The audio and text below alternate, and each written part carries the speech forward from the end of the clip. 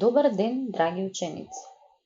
Јас сум оделенски наставник Ана Робева од Основното општинско училиште Мирчаце под Скопје.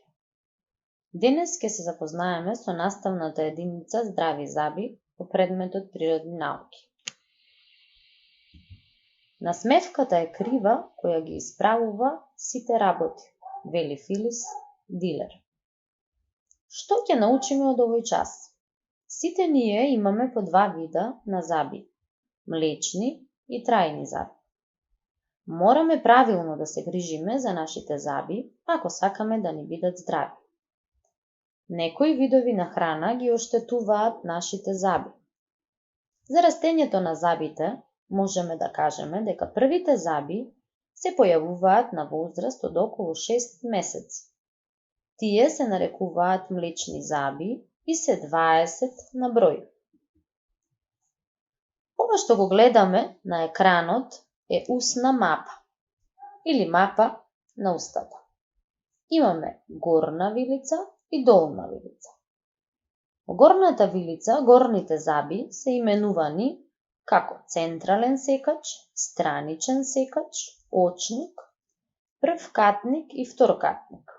Исто така и на долната вилица долните заби се именувани како централен секач, страничен секач, очник, прв катник и втор катник.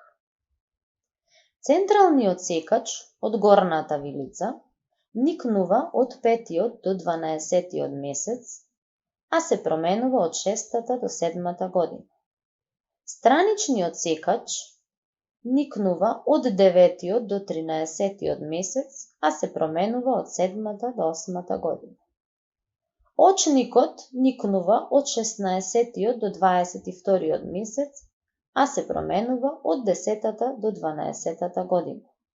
Прв катник никнува од 13 до 19 месец, а се променува од 9 до 11 година.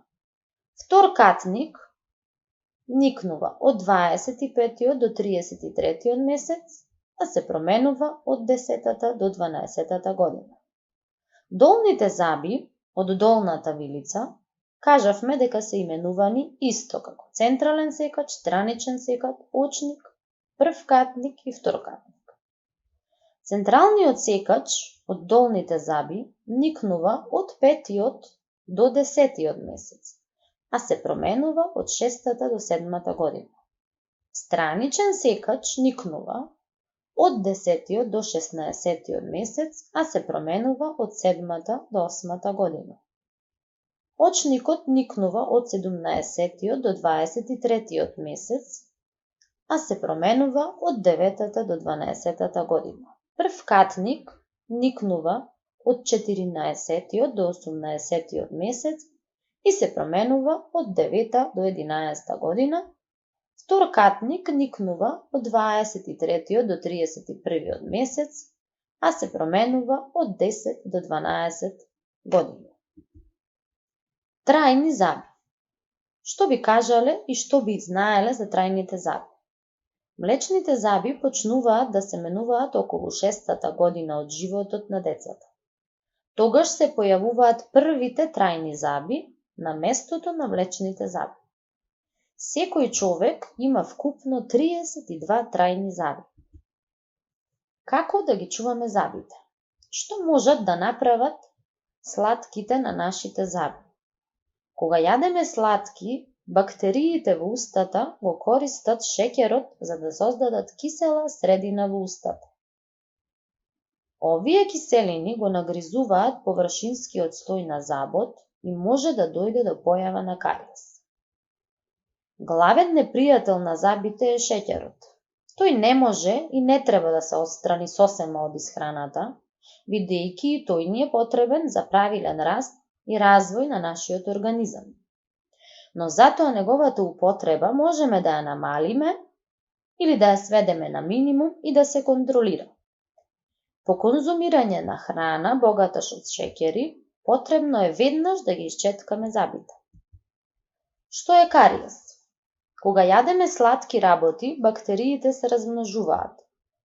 Врз забите се наталожува бел слој што се вика забна наслага. Бактериите од забните наслаги создаваат киселина која ги расипува забите и предизвикува кариес. Ова што го гледаме на екранот е циркуларен кариес кај деца на горните предни заби. Како да дојдеме до здрави заби или како да имаме здрави заби? Ова е многу важно.